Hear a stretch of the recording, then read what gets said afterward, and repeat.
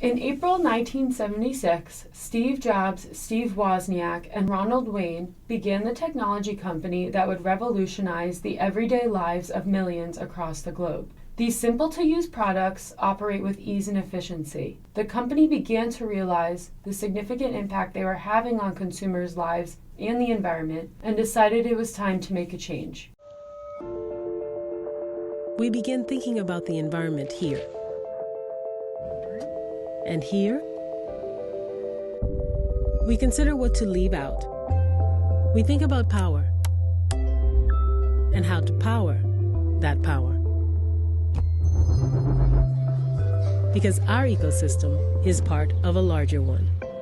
So we're building a 40-megawatt solar farm in China, big enough to power our offices and stores across the country.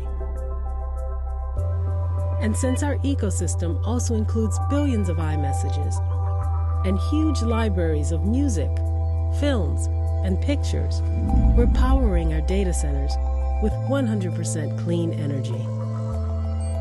That's why we're using turbines in Oregon to turn the natural flow of water into 12 million kilowatt hours of energy here.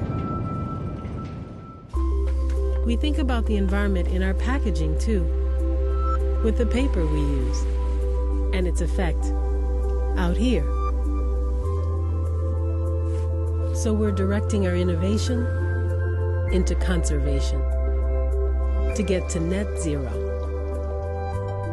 We are learning more and more about new places where we can be better with renewable energy, hydropower, and forest preservation.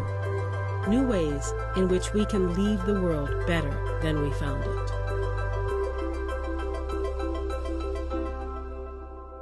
Climate change. It has become a growing issue across the globe, and Apple is taking the steps to do their part in reducing their carbon footprint. Apple wanted to reduce their carbon footprint while still increasing production to meet the ever-growing demand.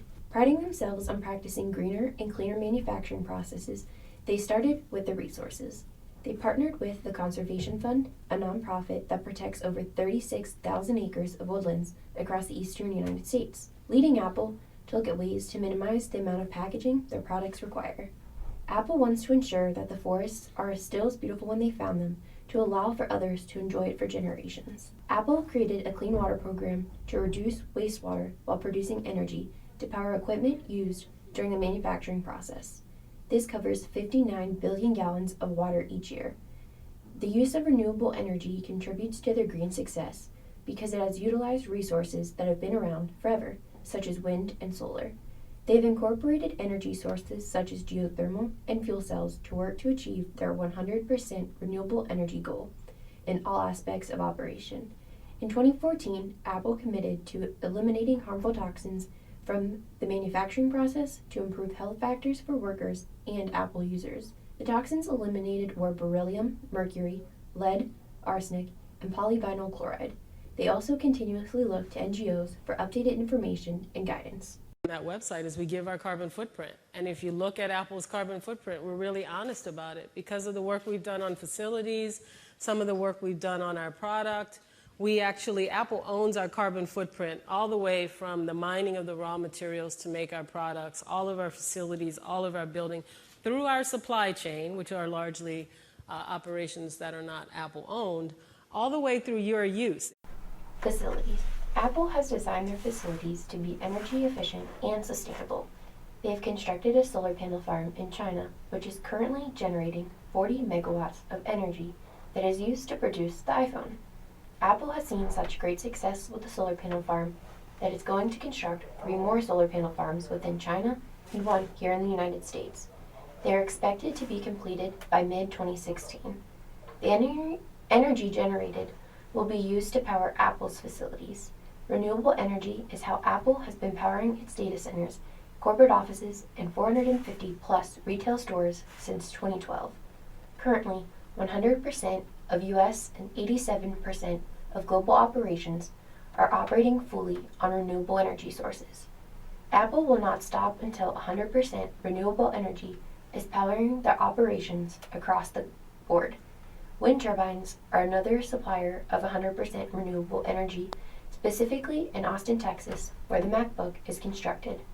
Apple researches and studies and looks at weather patterns where wind, solar, and water power could be most efficient.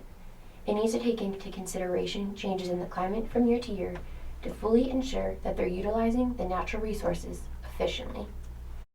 Apple believes that all aspects of the supply chain should be transparent to ensure each supplier is abiding by health and safety standards. In addition to labor and human rights standards, Apple conducted over 630 independent-backed supplier audits in 2014 alone. They repaid over $3.96 million to foreign contract workers, as well as sent underage workers back to school with full tuition and salary. The company also believes empowerment of workers is crucial for long-term change across the supply chain.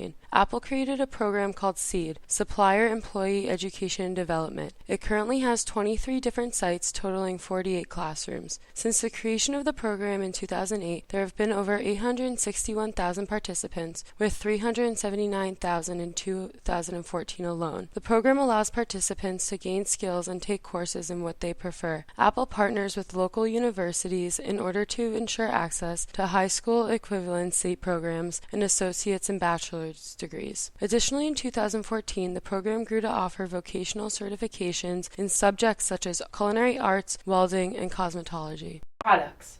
The company has made efforts to minimize the material waste at the end of the product's life to be the most efficient in terms of their life cycle within major categories such as climate change and material efficiency.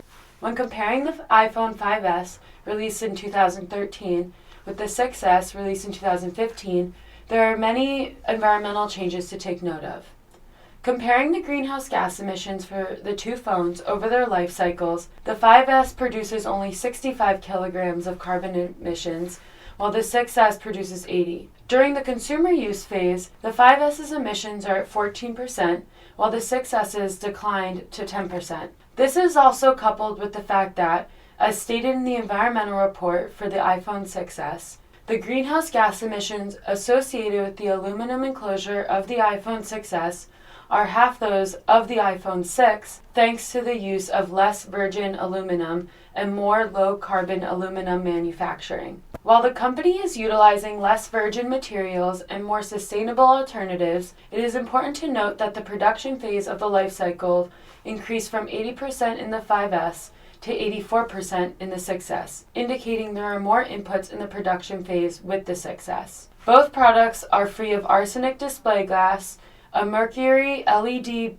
backlit display, brominated flame retardant, and PVC.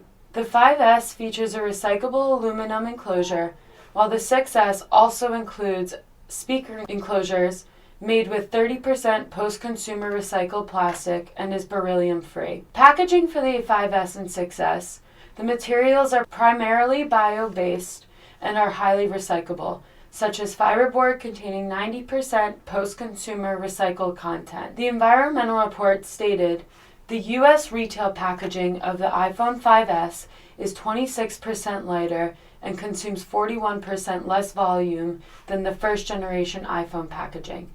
In addition, the iPhone 5S packaging is extremely material efficient, allowing 80% more units to be transported in an airline shipping container compared to the first-generation iPhone. It is important to note that while the 6S is a newer product model, it is only 20% lighter, a 6% decrease from the 5S, and consumes 34% less volume, a 7% decrease. Moreover, it only allows for 50% more units. These percentages indicate how the 5S's packaging is in fact more efficient than the 6S's packaging compared to the first generation iPhone. In order to minimize the material waste at the end of the product's life, Apple created the reuse and recycling programs. These programs allow the products to extend their useful life in secondary electronics markets. All the consumer has to do is bring in or ship their unwanted products to the nearest Apple store. Once the equipment's value is determined, a gift card from the organization is presented to the owner. Looking to the near future, Apple is committed to minimizing the impact of the environment and will continue with the construction of Apple Campus 2. From the ground up, it will be powered by 100% renewable energy. have plants that are drought tolerant to reduce the amount of water wasted, and have 75% natural ventilation due to consistent weather in California. Apple Campus 2 will be the organization's greenest building. While the city of Cupertino requires that at least 75% of materials from construction be recycled, Apple is surpassing that minimum and aiming for 90% recycled materials. By constructing Apple Campus 2, the company shows their dedication to being green and hopes that their third-party affiliators shift towards these environmentally friendly trends as well.